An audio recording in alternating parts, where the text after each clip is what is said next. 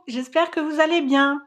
Aujourd'hui, je vous retrouve pour un petit tuto pour vous montrer comment je crée mes petits sachets dans lesquels je mets mes petits scrap bidules pour mes envois.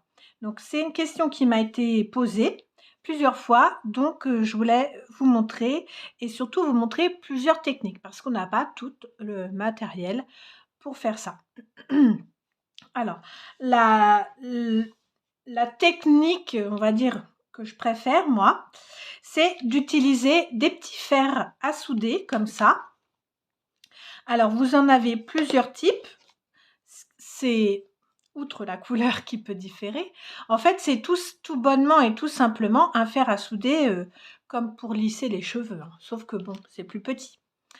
Et vous en avez plusieurs sortes, donc je ne vais pas mettre mes doigts parce que celui-là, il est déjà en chauffe pour la démonstration, mais vous devez le voir ici à l'intérieur, la plaque ici, elle est gaufrée. Mais vous en avez aussi avec des plaques lisses. Alors tout dépend ce que vous voulez faire, ce que vous voulez en faire, le style, etc. Mais moi, j'utilise surtout la plaque gaufrée. Donc faites attention si vous ne l'avez pas encore fait et que vous souhaitez en acheter, faites attention au moment de l'achat de ne pas vous tromper sur le style de plaque. Et donc, comme on va chauffer, il va nous falloir des petits sachets à sceller, donc que vous trouvez sur les sites chinois. Moi, je les achète sur AliExpress. Et il y en a plusieurs sortes, plusieurs tailles, plusieurs matières également. Alors, vous avez des matières transparentes comme ça, tout simple. Après, vous en avez aussi avec des motifs, des un peu holographiques. Voilà. Moi, j'ai choisi cela parce que j'aime bien. Et moi, j'en ai aussi des un peu, pas tout à fait transparents, un petit peu opaques. J'aime beaucoup ceux-là. Et vous les reconnaissez parce qu'il y a souvent des petites encoches comme ça. Et il y a un côté qui est fermé, qui est déjà fermé. Donc, si vous en voulez, il faut taper dans la barre de recherche sachet à sceller ou sac à sceller. Voilà. Donc ça, c'est un petit échantillon, mais il y en a différentes sortes. Alors, pour que ce soit joli des deux côtés, en fait, moi, je recèle avec mon fer à souder le côté qui est déjà scellé pour que ça fasse pas bizarre, un côté gaufré et un côté pas gaufré. Donc, je mets bien en chauffe mon petit fer. Juste au passage, faites attention, selon les matières des uns et des autres, des sachets, il y en a qui résistent plus ou moins bien à la chaleur. Donc, faites des tests avant. Voilà. Et je viens simplement pincer mon petit sachet pour que, en fait, la colle qui se trouve à l'intérieur fonde et que ça soude les deux parties. Voilà. Et donc, on a après un petit effet gaufré comme ça que moi, j'aime beaucoup. À cette étape-là, on vient remplir son petit sachet avec des petits scrap bidules, hein, des sequins, des breloques, pardon, tout ce que vous voulez. Et une fois que le sachet est rempli, eh bien, on vient simplement sceller l'autre côté. Là, pour la démonstration, je ne mets rien à l'intérieur, mais vous comprenez bien le principe. Voilà. Je ne reste pas très longtemps, hein. On fait attention quand même de ne pas se brûler. Et ensuite, je viens utiliser un ciseau cranteur. Donc, vous voyez, les dents sont un petit peu spéciales. C'est un ciseau qu'on utilise surtout en couture.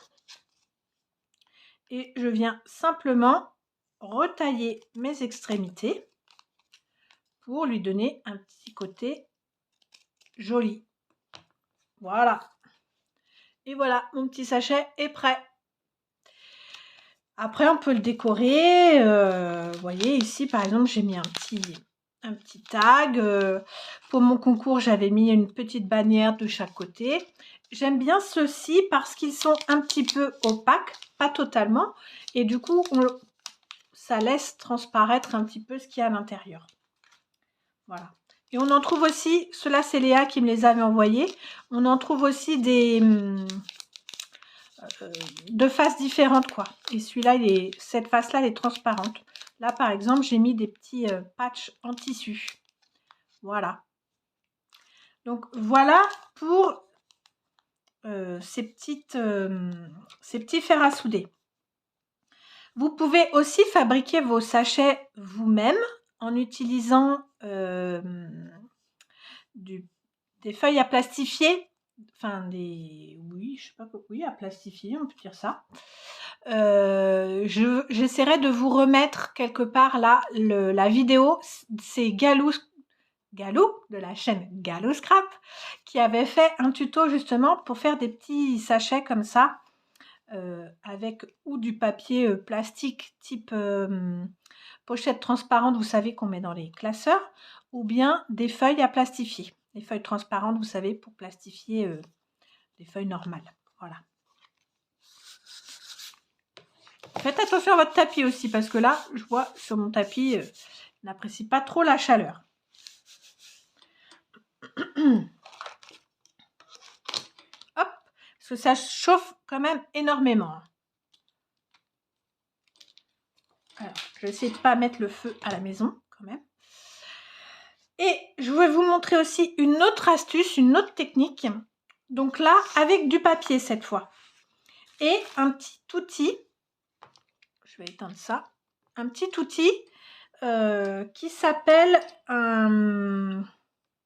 une sertisseuse à papier, je crois. C'est pour sertir le papier en fait. Alors moi, le mien, je l'ai acheté chez Craftelier. Franchement, ça vaut... donc en fait, il y a deux rouleaux à l'intérieur et quand on tourne, les deux rouleaux tournent sur eux-mêmes. Et c'est ce qui vient sertir le papier. Je vais vous montrer. Avec une petite chute. Donc, on met le papier là à l'intérieur. Et quand on tourne, en fait, ça vient gaufrer le papier. Voilà. Moi, je l'ai acheté chez Craftelier. Vous en trouvez aussi sur AliExpress, ce genre de site. Mais sur Craftelier, je me souviens plus exactement du prix, mais c'était pas très cher. C'était moins de 10 €, ça c'est sûr. Alors là, j'ai préparé pour vous montrer un petit morceau de papier qui mesure 12 par 15 environ. La dimension n'est pas très importante. 12 cm par 15 cm. Et alors, sur un côté, donc celui qui est le moins large du rectangle, j'ai mis une bande d'adhésif. Et ensuite, je viens mettre de l'adhésif sur les deux grandes bandes. Alors, plus ou moins large. Mais il faut quand même que ce soit suffisamment large. Vous allez comprendre pourquoi. Parce que quand on va venir sertir avec l'outil et ensuite couper, il faut qu'il y ait quand même suffisamment de largeur qui reste collé. Sinon, votre petit sachet va s'ouvrir. Alors, d'abord, on vient... Donc moi, pour gagner du temps, je suis venue déjà coller mes deux petites bandes. Donc, je viens décoller ma petite bande. Donc, je vous disais sur un des côtés les moins larges du papier, du rectangle. Et puis, je viens coller mon papier l'un sur l'autre.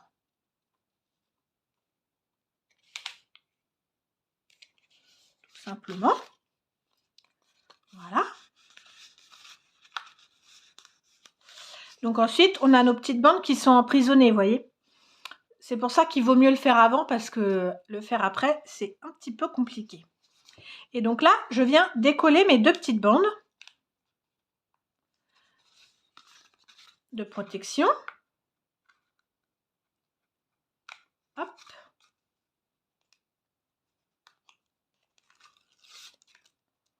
Voilà.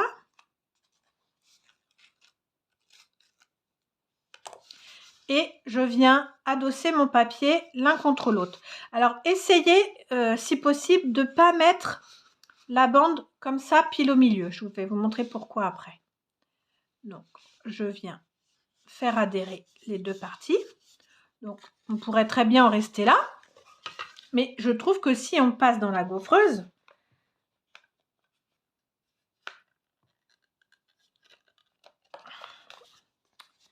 c'est bien plus joli. Alors, je me trompe toujours de sens. Voilà. Et donc, on vient gaufrer jusqu'à ce qu'on voie un peu le papier sortir. Voilà, j'essaie de vous montrer dans les deux sens. Moi, je fais plusieurs allers-retours pour que ce soit bien gaufré et que ça adhère bien. Voilà. Donc, voilà ce qu'on obtient. Et donc, au final, on obtient la même chose qu'avec nos petits sachets à sceller. Et comme on a mis de l'adhésif double face en dessous, et ben, c'est déjà scellé.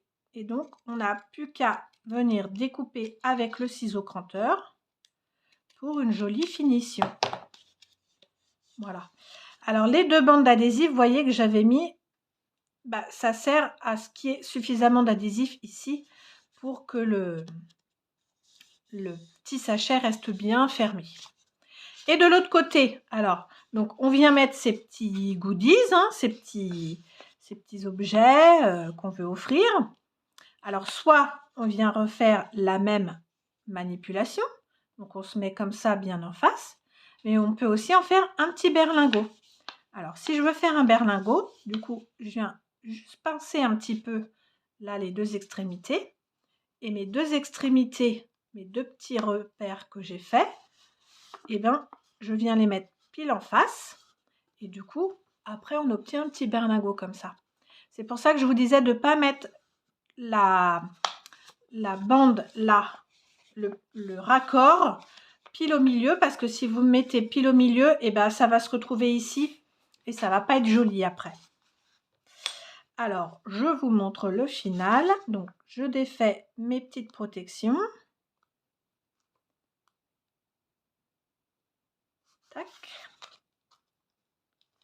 Alors, c'est sûr que après, pour voir le contenu, on est obligé de casser le petit sachet, mais moi, je trouve que c'est sympa. Ça change un peu des pochettes classiques. Voilà. Donc, on va faire un petit berlingot. Donc, je viens bien mettre mes deux petits repères ensemble. Je viens faire adhérer mon adhésif. Je mets ça dans ma petite sertisseuse.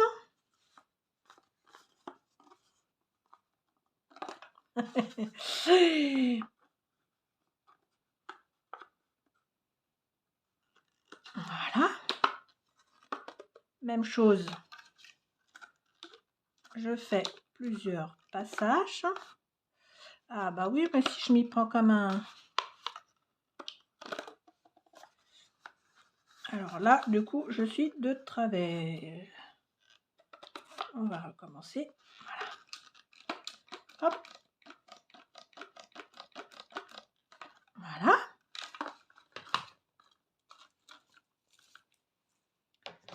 Le petit coup de ciseau pour la finition.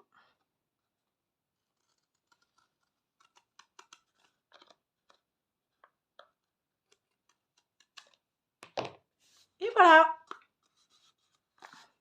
Le petit berlingot est terminé. Après, on peut le décorer aussi, le berlingot, accrocher un petit bijou. C'est très sympa à offrir. Même pour un calendrier de l'Avent, par exemple. On peut faire des petits berlingots de différentes tailles pour mettre des petits cadeaux. Je trouve ça très sympa. Voilà. J'espère avoir été suffisamment claire avec ce petit tuto. Cependant, si vous avez des questions, n'hésitez pas à me les poser en commentaire. J'y répondrai avec plaisir. Et puis nous, on se retrouve très vite. À bientôt!